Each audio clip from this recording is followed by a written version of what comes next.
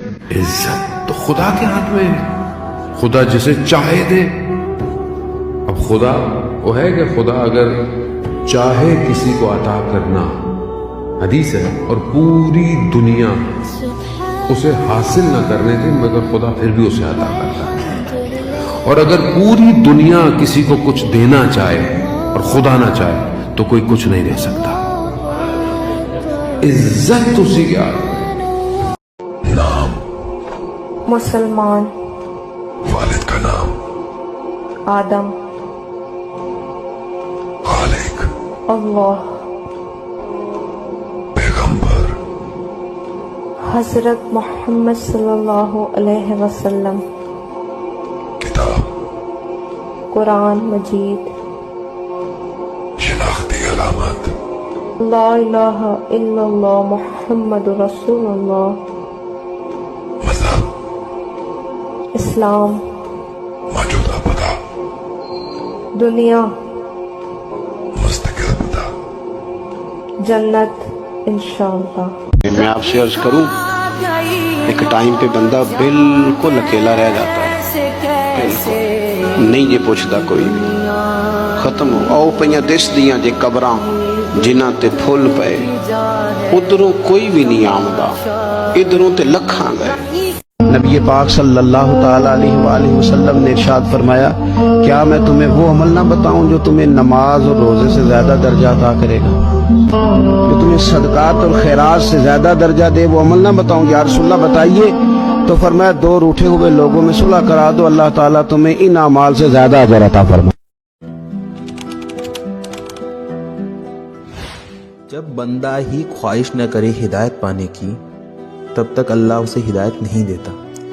ہدایت پانے کے لیے آپ کو ایک قدم آگے بڑھانا پڑے گا۔ اللہ کہتا ہے جب بندہ میری طرف ایک قدم بڑھاتا ہے تو میں اس کی طرف 10 قدم بڑھاتا ہوں۔ تو خواہش رکھنی چاہیے دل میں ہمیں ہدایت کی، اور دعا مانگنی چاہیے ہدایت کی، تب جا کر ہمیں ہدایت نصیب ہوتی ہے۔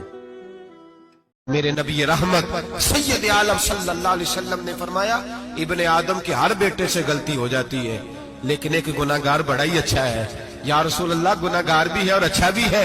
فرمایا ہاں، وہ گناہگار بڑا اچھا ہے، غلطی ہو گئی تو پھر ڈر گیا، پھر رونے لگا، پھر اللہ کی بارگاہ میں آہوزاری کرنے لگا، پھر شرمندہ ہونے لگا۔ فرمایا رب کریم بھی اس کے گناہ کو فوراً ہی معاف فرما دیتا ہے۔ میں تھک جو میری کیوں نہیں صبر، کتنا انتظار، آخر تیری مدد کب آئے، اتنا دور کیوں ہے؟ میں تو تمہارے پاس ہی ہوں، جب کوئی پکارنے والا مجھے پکارتا ہے تو میں اس کی دعا قبول کرتا ہوں۔ تمہارے پروردگار نے نہ تو تم کو چھوڑ دیا اور نہ تم سے ناراض ہی ہوا، اور آخرت تمہارے لیے دنیا سے کہیں بہتر ہے، اور تمہارا پروردگار تمہیں عنقریب اتنا کچھ عطا فرمائے گا کہ تم خوش ہو جاؤ گے۔ دیکھو اللہ کی مدد عنقریب آیا چاہتی ہے۔ لا الہ الا اللہ محمد رسول اللہ صلی اللہ علیہ وسلم۔ جب تک یہ ریل دوسروں تک پہنچتی رہے گی تب تک آپ کو ثواب ملتا رہے گا۔ میرے نبی پاک علیہ السلام سے پوچھا گیا، مومن بزدل ہوتا ہے؟ حضور نے فرمایا ہو جاتا ہے، کبھی یہ غلطی آ جاتی ہے۔ حضور مومن کنجوس ہوتا ہے؟ فرمایا کبھی ہو جاتا ہے۔ یا رسول اللہ مومن جھوٹا بھی ہوتا ہے؟ تو میرے رسول فرمانے لگے نہیں، میرا کلمہ پڑھنے والا ساری غلطیاں کر سکتا ہے، میرا مومن جھوٹ نہیں بولا کرتا۔ ہر چیز مسبب سبب سے مانگو،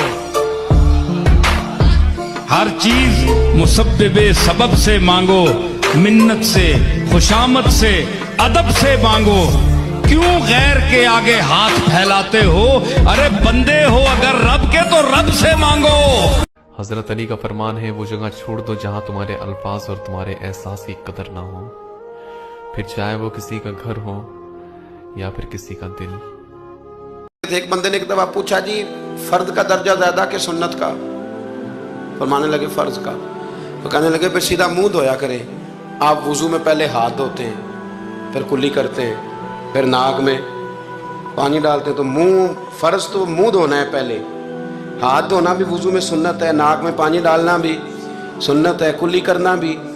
تو آپ نے تو پہلے 3 سنتیں ادا کی، پھر وضو۔ فرمانے لگے ٹھیک تم نے کہا ہے، پر تم پتہ نہیں نا تمہیں کہ یہ میرے رسول اللہ کی سنت کی برکت کتنی ہے۔ شریعت حکم دیتی ہے کہ پانی معتدل ہونا چاہیے وضو کرنے کے لیے، نہ زیادہ ٹھنڈا ہو نہ زیادہ गर्म हो, ज़्यादा गर्म हो तो मुंह जल जाता है। और शरीयत हुक्म देती है कि पानी बद जायका नहीं होना चाहिए, और हुक्म देती है कि बदबू वाला नहीं होना चाहिए। फरमाया इसलिए हमारे नबी ने पहले हमें 3 सुन्नतें दी कि टूटी के नीचे ना हाथ करके देख लो पानी ज़्यादा गर्म तो नहीं, और कहीं मुंह ना जला लेना। और फिर हमारे नबी ने हमें सुन्नत दे के बताया कि मुंह में डाल के देख लो बद जायका तो नहीं। फिर का नाक में डाल के देख लो कि इससे बू तो नहीं आती। फरमाया मुस्तफ़ा ने कहा मेरी 3 सुन्नतें अदा करके अब चेहरे पे पानी डालोगे तो फर्ज अदा करने का मजा आ जाएगा।